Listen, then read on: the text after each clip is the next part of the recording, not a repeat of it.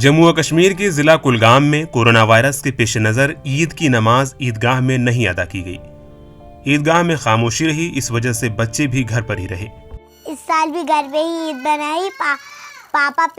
پاپا کو بولا پیسہ تو نہیں دے رہے اور بولتے ہیں باہر مت جاؤ کورونا وائرس۔ نہ ہم نے کوئی کھلونا لایا، نہ ہم نے کوئی کپڑا لایا، کچھ بھی نہیں لایا۔ گزشتہ 2 برسوں سے جاری کورونا وائرس وبا کے پیش نظر مذہبی تہواروں کو محدود کرنے کی وجہ سے بچے کافی متاثر ہوئے ہیں۔ اسی ضمن میں عید الاضحیٰ کے موقع پر بھی بچے گھر میں ہی رہے۔ عید کے روز بارش اور عیدگاہ میں کوئی تقریب نہ ہونے کی وجہ سے بچے عیدگاہ نہیں جا سکے۔ ہم نے اس سال بھی عید نہیں منائی ہے، ہم گھر میں ہی بیٹھ رہے ہیں۔ پاپا کو بولا عید ہی نہیں دے رہے، بولا کام وام نہیں ہے۔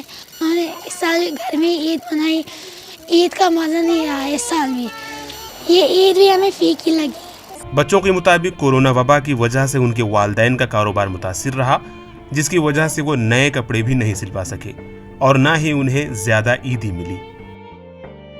کلگام سے تنویر وانی کی رپورٹ۔